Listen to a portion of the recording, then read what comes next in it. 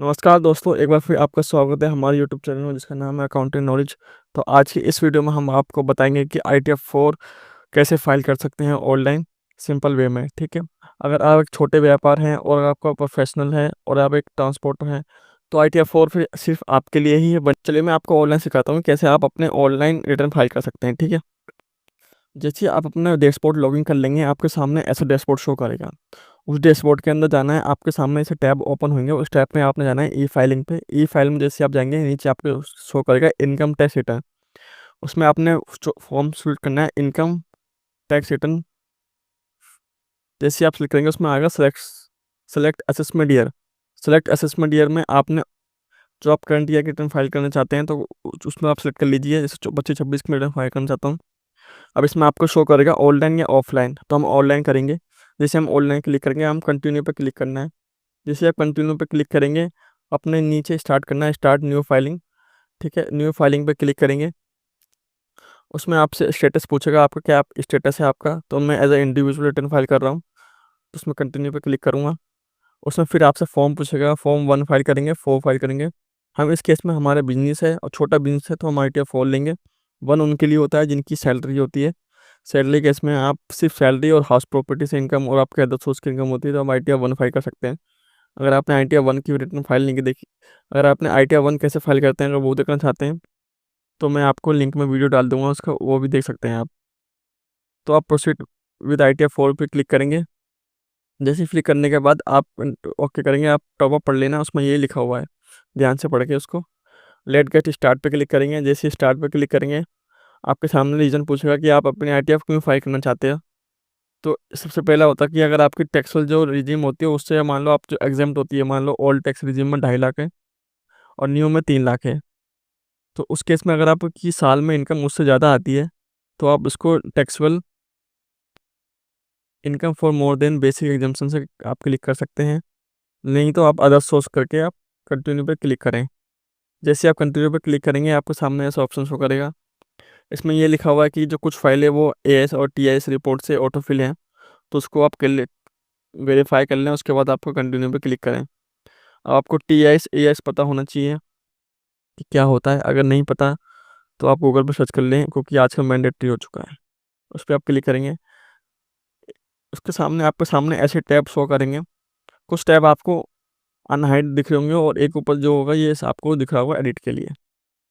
जब आप इसको कंटिन्यू कन्फर्म कर लेंगे तो उसके बाद ये ऑटोमेटिक सारे अपने आप शो हो जाएंगे।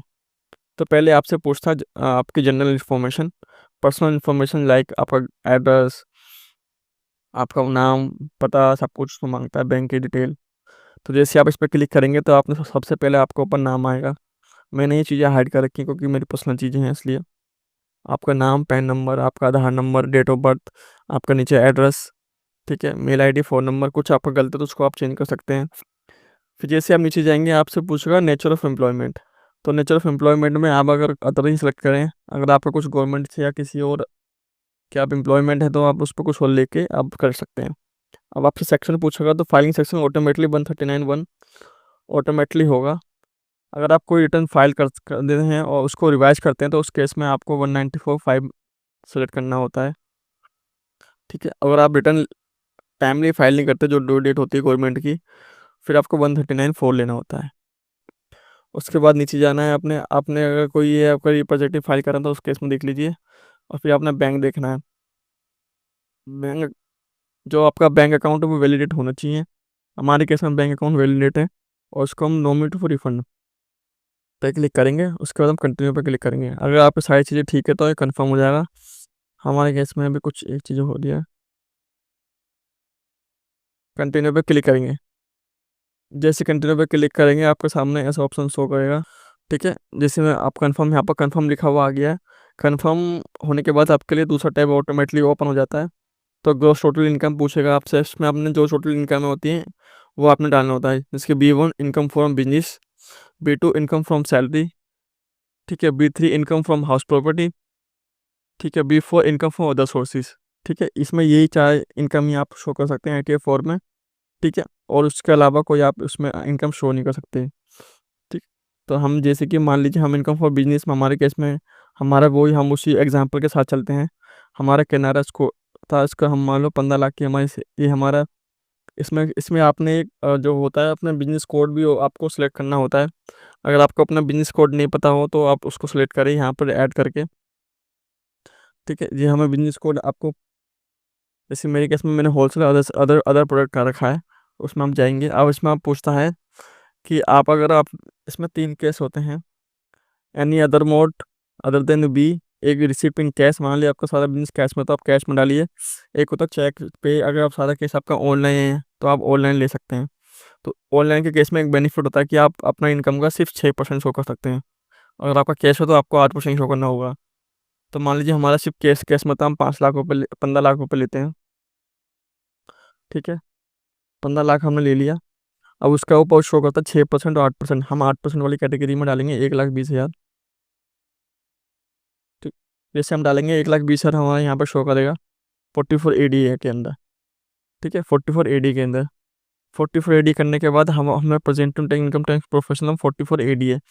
अगर आप एडवोकेट हैं, सीए हैं, आप इंजीनियर हैं, अगर आपके, ठीक है, अगर आप ऐसी फ्रीलांसर सर्विस देते हैं, ठीक है, तो उस केस में आप 44 AD ले सकते हैं। उस केस में क्या होता है, आपको सिर्फ अपनी इनकम का 50% शो करना होता है। मान लीजिए इसी केस में हम ले लीजिए, अगर आपको 15 लाख की सेल थी तो आपको 7.5 लाख रुपये आपको अपनी इनकम शो करना होगा। अब आते हैं हम गुड्स ऑफ कैरिज पे। तो गुड्स ऑफ कैरिज में गवर्नमेंट का कुछ रूल है, उस रूल के हिसाब से आप इनकम रिटर्न फाइल कर सकते हैं। अगर आपका बाइक, तो 44A के केस में ये होता है कि अगर आपका लाइट गुड्स व्हीकल है तो उसको आपको 7,500 पर मंथ के हिसाब से आपको निकालना होता है। और अगर आपका हैवी गुड्स व्हीकल है तो उस केस में आपको 1,000 रुपये पर मंथ के हिसाब से आपको अपना टैक्स कैलकुलेट करना होता है। ठीक है, तो वही हिसाब से आप अपना टैक्स कैलकुलेट कर सकते हैं।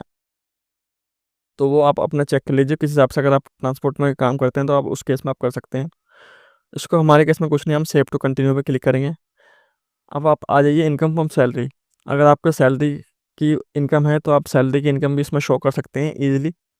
सैलरी की इनकम के लिए आपको सिर्फ सीधे जाना है और सैलरी जो आपकी ग्रॉस सैलरी जो आपको फॉर्म 16 मिला होता है उसके हिसाब से आप उसमें सैलरी डाल सकते हैं।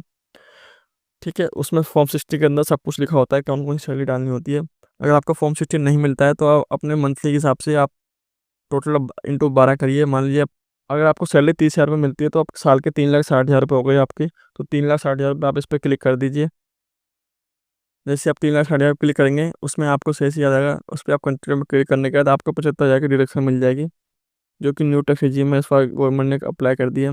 मेरे केस में 285 की सैलरी हो गई मेरी। अगर आप इनकम फ्रॉम हाउस प्रॉपर्टी, अगर आपने अपने सर्विस अपना, अगर अपना अपने हाउस पर जिसमें आप रहते हैं उस पर आपने अगर रेंट, अगर आप जिसमें आप रहते हैं अगर आप उसमें लोन ले रखा है उसका, अगर आपका हाउस प्रॉपर्टी पर रेंट जाता है, इंटरेस्ट जाता है, तो उस केस में आप इंटरेस्ट शो कर सकते हैं इसके अंदर 224 इंटरेस्ट फ्रॉम बोरिंग कैपिटल पे। अगर नहीं जाता तो उस केस में आप, अगर रेंटल इनकम है तो उस रेंटल पर भी आप इनकम शो कर सकते हैं। मेरे केस में नहीं है तो मैं उसको नहीं छेड़ता हूँ। अब पूछता है आप इनकम फ्रॉम अदर सोर्सेज, तो इनकम फ्रॉम अदर सोर्स में आप जाइए। जैसे आप इनकम फ्रॉम अदर सोर्स पे क्लिक करेंगे तो आपका जो सेविंग बैंक से और डिविडेंड जो आपका, अगर आप शेयर मार्केट में डील करते हैं तो आपके डिविडेंड होगा, और कोई आपके अगर एफडी वगैरह होगी तो उसका इंटरेस्ट आपको शो करेगा। अब आप पूछेंगे इसमें ऑटोमेटिक कैसे आ गया, ऑटोमेटिक इसलिए आ गया कि इसमें एएस जो रिपोर्ट होती है वो बैंक जो होता है वो गवर्नमेंट को, इनकम टैक्स डिपार्टमेंट को रिपोर्ट करता है, और इनकम टैक्स डिपार्टमेंट ऑटोमेटिकली हमारे हमारे अकाउंट्स के अंदर ये एंट्री कर देता है, जिससे कि हमें ईजी हो कि हम रिटर्न जब फाइल करें। तो मेरे केस में ये ठीक है। अगर आपके लिए कुछ, अगर आपका इंटरेस्ट ज़्यादा या कम है तो आप उसको एडिट भी कर सकते हैं। तो हमारे केस में कुछ नहीं है तो उसको हम कंटिन्यू पे क्लिक करेंगे। जैसे कंटिन्यू पे क्लिक करेंगे आपके सामने ऐसा टैब ओपन हो जाएगा। उस टैब ओपन होने के बाद एक 44 AD में जो ITF 4 होती है इसमें हमें एक बैलेंस शीट भी शो करनी होती है। बेसिकली इसमें कुछ नहीं होता, जो जो आप चाहें तो इसको कर सकते हैं, वरना आपको जो स्टार मार्क बना है उस पर आप 0 0 क्लिक करके आप कंटिन्यू पे क्लिक कर दें, वरना क्या होगा कि लास्ट में ये क्या होता है, ये आपको मिसमैच शो करता है। तो हमारे केस में कुछ नहीं है। अब इसमें क्या हुआ, long term capital gain 112A mandatory. मान लीजिए अगर आपका लॉन्ग टर्म कैपिटल गेन है तो इस साल से गवर्नमेंट ने क्या किया है, अब ITF 4 में भी आप अपना लॉन्ग टर्म कैपिटल गेन दिखा सकते हैं।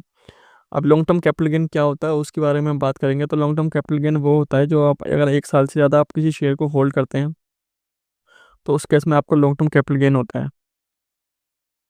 ठीक है, तो हमारे केस में कुछ नहीं है तो हम इस पर कंटिन्यू पे क्लिक करेंगे। जैसे कंटिन्यू पे क्लिक करेंगे, आपका डिडक्शन इस केस में जो न्यू टैक्स रेजिम में कोई डिडक्शन नहीं मिलती है, ठीक है। एक आपको डिडक्शन मिल जाती है एनपीएस की।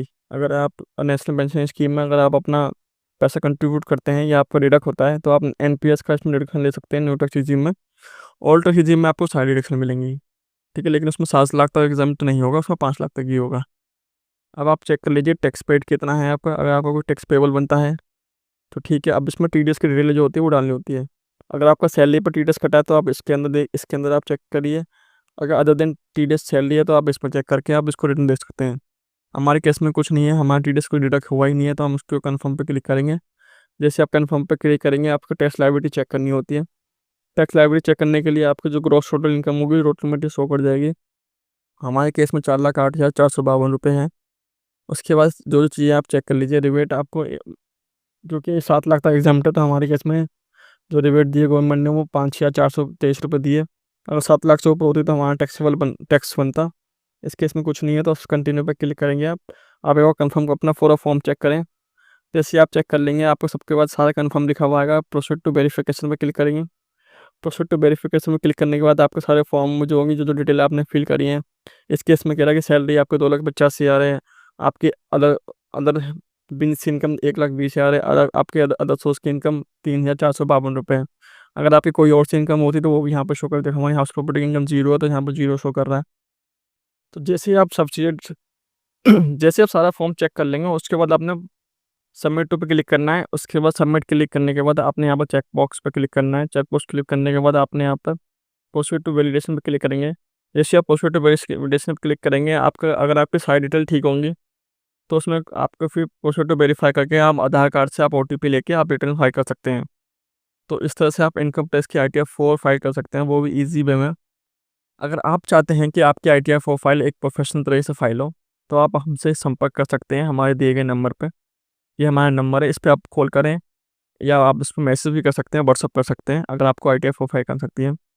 ये थी आपकी छोटी सी वीडियो। अगर आपको अच्छी लगी तो चैनल को लाइक एंड सब्सक्राइब जरूर करें। धन्यवाद।